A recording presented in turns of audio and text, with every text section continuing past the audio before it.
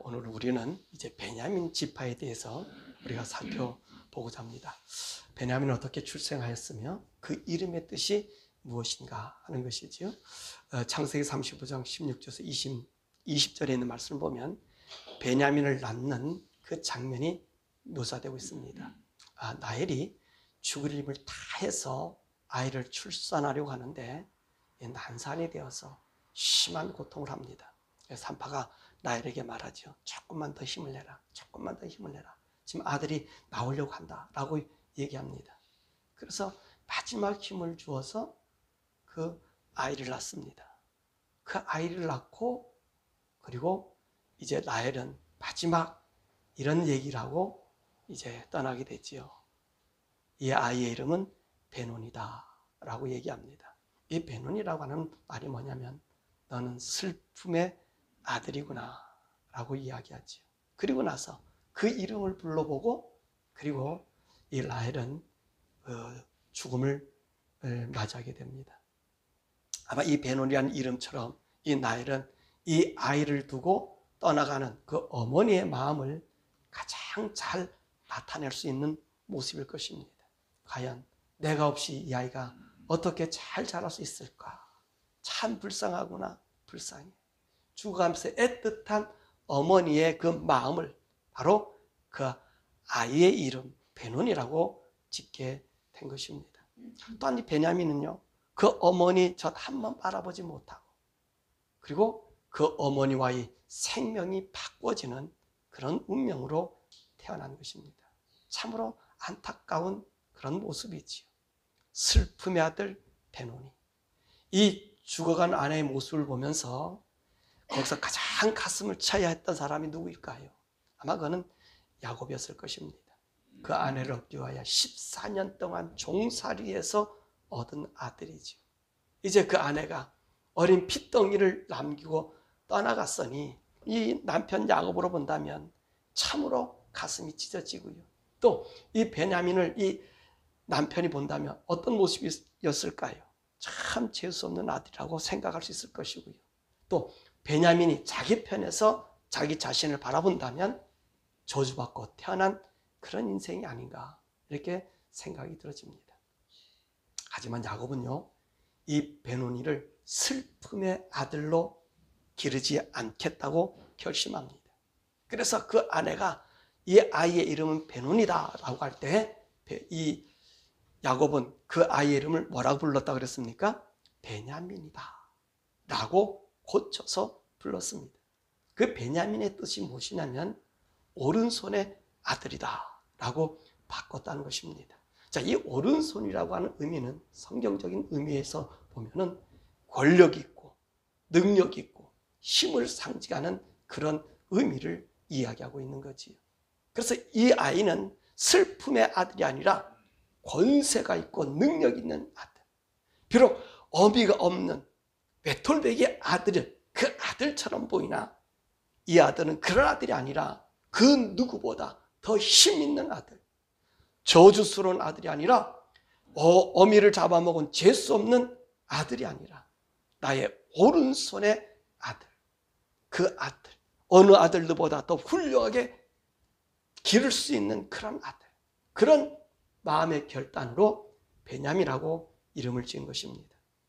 사실 야곱이 이 베냐민을 낳을 때는요, 야곱에게 있어서는 모든 염려와 근심이었고 그리고 하나님의 모든 약속을 다 이행하였으며 하나님께서 주시겠다는 모든 약속을 그 복을 다 받은 그 시점이었습니다.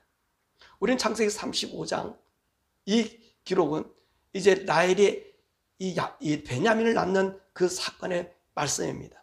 그런데 우리 창세기 34장에 보면 야곱 세겜 땅에서 뼈저린 아픔과 고통과 위험을 느낍니다.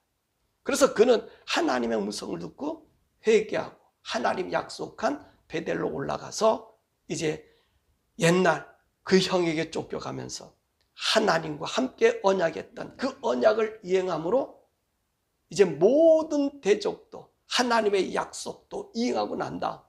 하나님이 주시는 새로운 복을 받았다는 것입니다. 그래서 이제는요, 이 야곱은 이 땅의 문제, 하늘의 모든 문제가 다 정리된 그런 시점이에요. 야곱에게서는 그 어느 때보다 승리의 찬가를 부르는 평온의 시대에 이제 복을 누리고 장수하고 즐겁게 살려가는 그 시기에 바로 이 사랑스러운 이 라헬이 이제 죽음을 맞았다는 것입니다. 그리고 라헬이 낳는 이 베냐민이야말로 복 중에 복의 아들로 생각했는데 복이 아니라 죽음의 슬픔이 그에게 찾아온 것이죠. 고통이 그에게 온 것이죠. 사실 어쩌면요, 이게 우리 인생인지도 모릅니다. 우리 미국 사람들, 여기 사는 한인들요, 이 미국에 와서 얼마나 엄청난 고생하잖아요. 고생하다가 이제 자리도 잡고 그 자녀들도 자리도 잡고 어지간하다, 좀 살만하다 그러면 그 여자들은 또 암도 걸리는 사람도 있고 병에 걸려서 돌아가시는 분들도 있고 그러지요. 심한 또 병에 걸려서 이제까지 쌓아놨던 행복을 느낄 줄 알았는데 병으로 고통하는 그 안쓰러운 일들, 타국의 서러움을 다 잊어버리려고 했는데 오히려 그 아픔을 짊어지고 마지막 이 세상을 떠나는 또 여자분들도 있고 우리 남성분들도 있지 않습니까? 여러분, 그러니까 이 인생이라고 하는 것이 참 이 세옹지마이, 오늘 야곱의 그 모습과 같다는 거예요. 모든 대적도 없고 모든 평안한 그 삶에 다 됐다 했더니 가장 좋은 것이 잊어버려지는 그런 아픔. 그러니까 여러분들이 인생 사시면서 너무 바둥바둥하지 마시고 하나님과 함께 여러분의 인생의 삶을 정말 행복하게 살 수 있기를 바랍니다. 그러면 이 베냐민은 어떻게 자랐을까요? 자, 이 아이는요, 야곱이 결심한 것처럼 아주 귀하게 자랍니다. 성경의 역사를 보면 요셉이 없어지고 난 다음에 이제 야곱은 이 아이를요, 자기 옆에서 한치도 떠나지 않게 합니다. 완전히 아버지 품속에서 자라게 만들지요. 자, 오늘 이 모습이요, 우리가 이 야곱의 가족들이 양식을 얻으러 이제 애굽으로 갔었을 때 1차에는 안 보냈잖아요. 그 2차에 이 아들 아니면 이 베냐민 안 되면 우리가 죽게 된다 해도 끝끝내 안 보내다가 어쩔 수 없이 보내잖아요. 그런데 보낼 때 어떻게 보내죠? 이 베냐민이 가기 때문에 이 팔레스타인, 자기 이 가나안 땅에서 살았을 그곳에 가장 좋은 약품들, 좋은 것들을 함께 싸서 보냅니다. 그거 왜 그랬습니까? 형제들 때문에, 양식 때문에 아니라 이 베냐민을 살리기 위해서 그만큼 귀하게 여겼던 아들이라는 것입니다. 그러면 이 베냐민은요, 야곱이 그 유언하는 그 유언은 어떤 유언이었을까요? 창세기 오늘 49장 27절의 말처럼 너는 늑대야 라고 축복을 합니다. 자, 우리가 생각한 늑대는 어떤 동물입니까? 사납고 잔인하고 무자비한 동물로 연상합니다. 그러나 중동 사람들은 이 늑대를 그렇게 취급하지 아니하고요, 용맹하고 자신의 목표를 뚜렷이 정하여 나가는 동물로 상징하고 있고요, 또 이 늑대는 아주 질서와 체계와 복종을 잘하는 의리의 동물로 그들은 생각하고 있습니다. 그러면 이 역사적으로 이 베냐민 지파에 속한 사람들을 살펴보면 어떤 모습일까 하는 것이지요. 여러분, 우리가 이 이스라엘 나라의 두 번째 사사가 있습니다. 이때는 모압왕 에글론이 이제 이스라엘 나라를 침공해서 그 이스라엘 나라 사람들이 하나님을 떠남으로 말미암아 그에게 붙였어요. 그래서 이 에글론이 와가지고 이스라엘 공물을 싹싹 이 모압 사람들이 가져가게 됩니다. 그때 이제 이 누굽니까? 이 사사 에웃이라고 하는 이 사사가 이제 자기가 타작한 이 밀을 가지고 곡물을 바치러 가면서 에글론에게 찾아가가지고 에글론에게 이제 비밀 얘기 있다고 하면서 칼로 찔러 죽이고 다락문을 잠그고 도망와서 그리고 에브라임 산지에서 사람들을 모아가지고 이 모압 사람 이 요단강 나루토에 점령해가지고 그래서 1만 명을 죽였어요. 그 가나안 땅을 80년 동안 평안을 준 사람입니다. 이게 누구냐? 바로 에웃이라고 하는 사람인데 이 에웃이 베냐민 사람인 거예요. 그러니까 아주 용맹한 사람이지. 혼자서 단신으로 가서 에글론 왕을 죽이고 그 사람들 정복했던 사람이고요. 또 두 번째로 여러분 잘 아는 분이 있는데 이스라엘 나라 첫 왕이 누구죠? 이 사울. 이 사울도 베냐민 지파 사람입니다. 또 여러분들이 우리가 이제 새벽 기도에서 다시 보겠습니다만은 아주 미인이고 아수에로 왕의 부인인 죽으면 죽으리라고 한 그 여인이 있죠. 그 여인 누구죠? 에스더예요. 왕 에스더도 베냐민 지파의 사람입니다. 바로 이 에스더가 베냐민 사람이고요. 또 이 에스더를 길러낸 그 양아버지 이 모르드게가 어떤 사람입니까? 바로 이 사람이 이 베냐민 사람이에요. 이 사람은요 하나님 말씀에 아주 철저한 정의로운 사람이었습니다. 용감했고 꼿꼿했고 강직한 사람이었습니다. 이 페르시아의 성문지기로 있을 때에 아수르의 왕을 죽이려고 오늘 그 수문에 있는 사람들, 이 수문장들이 밀담한 것을 보고해서 이 아수르의 왕을 살려준 사람이에요. 그리고 이 아수르 왕 체계에 아각 사람 하만이 오늘 모르드게가 자기에게 절하지 않는다고 이제 하만이 이 모르드게를 죽이려고 한 거예요. 그럼 왜 모르드게가 하만에게 절을 안 했죠? 왕의 명령을 거절합니까? 이 아각 사람 이 하만은요, 이 사람이 이 아말렉 사람입니다. 아말렉의 후손이에요. 그럼 이 아말렉의 후손은 대대로 적이라고 하나님께서 출애굽할 때 말씀하셨거든요. 이 말씀이 거의 1000년이 지난 세월에 이 모르드게는 이 말씀을 지키고 있었다는 거예요. 모두가 그 아각 앞에 절을 할 때에 오늘 아말렉 사람에게 절을 할 때에 이 사람이 절을 하지 않은 거예요. 그러니까 이 하만이 이 이스라엘 사람 어떤 사람입니까? 이 유다 사람 어떤 사람이? 자기 적이 아닙니까? 그러니까 하만이 자기에게 무릎 꿇지 않으면 죽이라고 하는 그 명령 있지 않았습니까? 왕의 명령도 있지 않았습니까? 그래서 하만이요 이 모르드게를 죽이려고 장대를 달아놓은 것 아닙니까? 그거를 오늘 모르드게가 알면서도요 끝까지, 그러니까 이 하만이 어떤 계획을 세워요? 모르드게뿐만 아니라 유대를 다 죽이려고 그랬잖아요. 그래도 그 사람 자기 때문에 자기 민족이 죽는다 해도 신념을 굽히지 않았던 사람입니다. 왜요? 하나님을 믿으니까, 하나님을 의지하니까. 그 강직함으로 어떤 일이 생겨요? 결론 하만이 죽음을 당하고 오늘 이스라엘 백성들은 이 모르드게 절개에 의해서 이스라엘 사람이 다 살게 되었어요. 그래서 이스라엘 나라가 새로운 절기 하나 지키게 됐는데 그것이 바로 부림절입니다. 6월절 전인 음력으로 2월과 3월 14일과 15일에 지내는 절기, 바로 이것이 부림절입니다. 이 부림절은 왜 지키게 되었죠? 포로 생활할 때에 하만에 의해서 이스라엘 민족이 다 죽을 뻔한 그 고비에서 살아났기 때문에 이스라엘 백성들은 이 부림절을요 이스라엘 나라의 3대 절기에 이어서 가장 귀한 절기로 지키고 있습니다. 이 부림절에는 에스더서를 읽으면서 하만의 이름이 나오면 그들은 이렇게 외친다고 합니다. 그의 이름은 말살될지어다.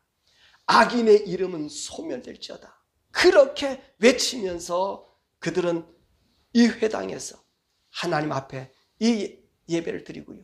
그 다음날 아침에 회당에 모여서 에스더서를 같이 또 낭독하면서 그 후에는 이제 가난한 사람들에게 선물도 나눠주고 애들에게 선물도 주고 그리고 선물을 주는 즐거운 날이 된 거예요. 오늘 우리로 얘기하면 성탄절처럼 사람들에게 즐거운 이런 날로 나타나는 것입니다. 바로 이 부림절을 만든 그 원인 누구예요? 모르드게. 모르드게가 하만과 싸우지 않았다 하면 만약에 이스라엘 민족은 다 죽었을 거예요. 그런데 하만이 절 안 해서가 아니라, 모르드게가 하만에게 절 안 해서가 아니라 하만은 이미도 그 계획을 그 마음에 가지고 있었던 거지. 그러니까 그 유대를 다 죽이려고 했던 것 아닙니까? 그런데 이 강직함, 하나님을 섬기는 이 강직함 때문에 오늘 유대 민족을 살린 것입니다. 그런데 이 베냐민은요 이런 기상이 있는 반면에 이 사람들은요, 대단한 고집을 가지고 있습니다. 자, 우리 사사기를 배울 때 맨 마지막 19장이나 20장의 말씀 보면 베냐민 지파가 다 몰살되는 그런 현장을 우리가 보게 됩니다. 그게 무슨 말이냐면은 사사기 말기에 왕정시대가 오기 전 거기에는 참 이스라엘 나라가 혼돈되었었습니다. 종교적으로, 도덕적으로 해이한 그런 타락한 때였습니다. 이때 레인이 이 첩을 취해가지고 이제 살았는데 이 첩이 행음을 하게 돼. 그래가지고 이제 이 남편을 떠나서 베들레헴 자기 집으로 가게 된 것입니다. 그러니까 이 레이 사람이 이 베들레헴까지 찾아가서 그 아내를 데리고 옵니다. 그러다가 어디로 가냐면 이 기브아에 이 베냐민 땅에 들어오게 된 거예요. 예루살렘으로 갈까? 기브아로 갈까? 그러다가 기브아로 온 거거든요. 그 예루살렘은 그때까지 누굽니까? 브리스 족속인가? 그 사람들의 땅 영역이었거든요. 그러니까 이방 땅에 가는 것보다는 우리가 이제 우리 동족의 땅으로 가겠다 해서 이 기브아 땅에 온 거예요. 그랬더니만 오늘 거기에 불량배들이 나타나가지고 이 못된 짓을 하겠다는 거예요. 이 게이가 설친 거예요. 게이가 설쳐가지고 오늘 들어온 그 남자 우리에게 내달라고 이 불량자가 한 거예요. 그랬더니 그 주인, 그 노인이 협상해서 이 첩을 갖다 줬더니 밤새도록 윤관해서 이 첩이 죽은 거예요. 그러니까 이 레이 사람이 그 첩을 데리고 집에 와가지고 12조각, 그 시체를 12조각 내가지고 이스라엘 각 지파에게 보내준 거지.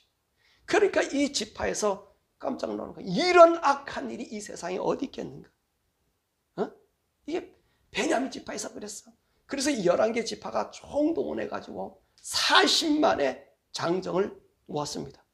그런데 기브아 사람들, 이 베냐민 사람들이 자기들이 잘못했으면 잘못했다 해서 이 불량배만 내주면 될 것 아니에요. 근데 자기 형제라고 이걸 모아서 싸움을 합니다. 근데 베냐민 사람들이 2만 5천 명이고요. 오늘 이스라엘 다른 지파, 11지파에서 모인 사람이 40만 명이에요. 이들이 싸움이 붙었어요. 그랬더니 1차에도 지고 2차에도 이 11지파 베냐민을 못 이기는 거예요. 그래서 이 11지파가 하나님 앞에 통곡하고 기도하고 그리고 번제 드리고 하나님 앞에 했더니 하나님께서 이제 이들을 붙여주셨어요. 그래서 이 베냐민이 전부 다 죽습니다. 이 600명만 남고 베냐민의 사람들 다 죽어요. 다 죽임을 당해요. 그 중에 나중에 이제 이 11지파가 우리 한 지파가 없어지는 게 안 되겠다 해가지고 이제 그 처녀들, 야베스 처녀 400명과 실로 처녀 200명을 주어가지고 이 베냐민 지파를 있게 만들었어요. 그러니까 여러분 이 동족 상잔이라고 하는 게 너무너무 잔인한 거예요. 오히려 외국이 침입해서 우리를 이렇게 점령하는 것은요, 이렇게까지 죽이지 못해요. 동족 상잔은요, 죽여도 누가 간섭을 안 하는 거예요. 할 수가 없는 거예요. 지도 주권이라 그러는데 이게 비난만 하지 할 수가 없는 거잖아요. 이 동족 상잔의 비극은요, 있어서도 안 돼요. 참 이게 안타까운 일이잖아요. 근데 이런 강직함, 자기들끼리의 결속력, 이 강한 것이 누구냐면 바로 이 베냐민 사람이라는 거예요. 이런 잘못된 고집에 의해서 정말로 악인들만 내보내주면 될 것을 끝까지 부둥켜 안고 있다가 이 지파가 멸절당하는 그런 모습을 우리가 보게 됩니다. 그럼 이 모세는 베냐민에 대해서 어떻게 축복했을까요? 신명기 33장 12절의 말씀 보면 베냐민에 대하여 일렀으되 여호와의 사랑을 입은 자는 그 곁에 안전히 살리로다. 여호와께서 그를 날이 마치도록 보호하시고 그를 자기 어깨 사이에 있게 하시리로다. 자, 이 베냐민은 어떤 사람이라고요? 여호와의 사랑을 입은 자로 그 여호와 앞에 안전히 거하고요. 그의 날이 마치도록 보호하시고 그의 어깨 사이에 있게 하신다는 복을 준 거예요. 사실 여기 베냐민 지파는요, 참 은혜 받은 지파예요. 왜 그러냐면 사실 이 베냐민 지파가 아까도 얘기했지만 얼마나 강직합니까? 그렇잖아요. 그래서 베냐민 지파 사람들 얘기하는 우리는 작은 소수 베냐민입니다. 이런 의식의 얘기를 해요. 왜냐하면 죽을 뻔하다 살았기 때문에. 그런데 말입니다. 제일 먼저 누가 왕이 되었죠? 이 베냐민 지파 사울에서 왕이 되지 않았습니까? 그런데요, 하나님께서 다윗 왕국을 주고요. 자, 다윗 이 베냐민 왕국 다음에 다윗 유다 왕국이잖아요. 그죠? 그죠? 그 두 왕이란 말입니다. 근데 하나님께서 10지파를 갈랐을 때에 베냐민은 누구 지파에 속했어요? 유다 지파에 속했어요. 가장 원한이 깊은 이 유다, 다윗 때문에 사울의 왕권이가 뺏겼잖아요. 아무리 하나님한테 인간적으로 봐도 그렇잖아요. 그런데요, 이들은요, 이 다윗의 왕국의 끝까지 한 분파가 되어서 다윗과 함께 10지파가 쳐들어오는 것을 막은 사람이라는 것입니다. 그러니까 오늘 다윗 왕국은 어떤 왕국입니까? 하나님이 은혜를 베푼, 하나님이 보호한 왕국에 이들이 함께 동참했다는 것입니다. 아주 재밌는 거예요. 그러니까 오늘 여기는 이 말씀처럼 이 베냐민은요, 하나님의 그 어깨 아래, 하나님의 보호 아래, 그들과 함께 여호와의 사랑을 입는 자 곁에서 거하는 삶을 누린다는 거예요. 그러니까 예루살렘 성전이 복귀되었을 때 이 베냐민도 오게 만들고요, 그 주위에서 베냐민과 유다가 다시 예루살렘 성전을 재건시킨 일들을 보게 된다는 것입니다. 그래서 오늘 여기 이 말씀 보면 이 유다와 이 베냐민 아주 밀접한 관계에 있어요. 오늘 본문의 말씀 보니까 오늘 라헬이 어디서 죽었어요? 이 베들레헴에서 죽어요. 그런데 이 베들레헴은 어떤 곳입니까? 그 베들레헴은 다윗이 태어난 곳이, 다윗의 고향이에요. 이 베들레헴은 베냐민 땅에 있지 않아요. 유다 땅에 있습니다. 그런데 아주 묘한 것은 이 베들레헴에서 자기 어머니 라헬이 죽고 베냐민이 태어나서 장사된 곳이지만 오늘 다윗이 이 왕이 되었을 때 다윗을 위해서 그들의 삶을 살게 되는 거죠. 그러면서 어떤 일이 생겨집니까? 이 베들레헴은 어떤 곳이에요? 예수님이 태어나는 곳 아닙니까? 예수님은 어떤 분이셔요? 왕으로서 메시아로 인류를 구원하기 오시는 분 아닙니까? 바로 그 예수님을 위한 그 다윗의 왕국을 위해서 여러분 서포트했던 그 지파가 이 베냐민이라는 것입니다. 그래서 오늘 성경에 있는 말씀처럼 여호와의 사랑은 입은 자, 그 곁에서 안전하게 살리라. 그러니까 이 베냐민이 이 유다 곁에서 항상 보호받고 살고 있었다는 것이죠. 또한 이 지파의 보석이 무엇이냐면 출애굽기 28장 19절에 보면 자수정이다 라고 말하고 있습니다. 이 자수정은 보라 자줏빛 내는 보석이라고 합니다. 이 보석은요, 이게 쉽게 하는 게 아니라 이 보석을 다룰 때, 이 자수정을 다룰 때 아주 거칠게 다룬다는 거예요. 그래서 이 재련 과정도 거칠게 다루기 때문에 힘이 많이 들어간다 그래요. 또 이 자수정은 자줏빛 보라색 이 자수정은 구하기도 힘들고 만들기도 힘들지만 이 보석을 만들어 놓기만 하면 사람들이 가장 비싼 보석으로 귀히 여기고 관리하는 보석이라는 겁니다. 자, 이 보석의 특징답게 베냐민 지파의 삶이 그렇다는 거지. 여러분, 오늘 베냐민 지파의 삶의 모습을 잘 보여주는 사람이 있는데 오늘 신약에 그런 사람이 있습니다. 그게 누구냐면 바로 사도 바울이에요. 사도 바울은 빌립보에서 3장 5절 16절의 말씀 보면 자기가 누구냐? 정말로 하나님 말씀 안에서 철저히 살았던 그런 사람이, 이는 예수 믿는 사람을 박해하고 죽이러 쫓아다닌 사람이고 자기는 하나님의 율법에서 벗어나지 않은 사람입니다. 그런데 그리스도를 만나고 나서 자기 모든 것은 다 버렸어요. 예수만이 가장 고상한 그분입니다. 그러면서 자기가 그 그리스도를 향하여 온갖 고난과 고통을 끝까지 유지해 나가면서 그는 뭐라고 얘기하냐면 내가 그리스도를 위해서 이때까지 고생했지만 내가 이 고생한 이 고생을 위해서 한 이 모든 것은 잊어버리고 내가 앞으로 달려나가는데 그리스도의 부활에 참여하는 자가 되겠다고. 그 죽은 자 가운데서 어떻게 하든지 이 부활에 참여해서 그리스도 앞에 있는 자가 되겠다고. 그 하나님이 날려주신 이 부름의 상을 위해 달려가겠다고. 나는 이제까지 아닌 모든 것을 다 버린다는 거예요. 그래서 그 표대를 향해서 그리스도만 위해서 달려간다. 여러분, 이게 베냐민 지파의 한 속성과 모습을 보여주고 있는 거예요. 하나님 앞에 자기가 훈련받은 그것을 오로지 하나님을 위해서, 하나님의 복음을 위해 온 세상에 전파돼요. 사실 그 복음이 오늘 우리까지 오지 않았습니까? 이것이 베냐민 지파라는 거예요. 오늘 말씀을 마치면은, 불행한 운명으로 태어났으나 또 슬픔의 아들이라고 불러졌지만 슬픔의 아들이 아니라 오른손 아들로 거듭나는 은총을 받은 이 베냐민. 그래서 신명기 30장 12절의 말씀 보니까 베냐민에 대해서 일렀으되 여호와의 사랑을 입은 자는 그 곁에 안전히 살리로다. 여호와께서 그를 날이 마치도록 보호하시고 그를 자기 어깨 사이에 있게 하시리로다.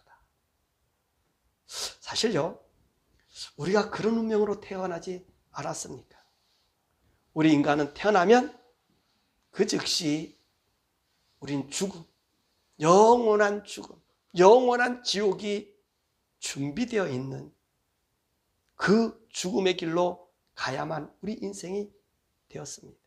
그런데 우리 하나님이 우리 인간이 죄로 말미암아 죽어 지옥에 가는 것을 막아주시기 위해서, 또 그 하나님이 오늘 우리를 자기 아들 만들어 주시기 위해서 우리 예수님을 보내주시지 않았습니까?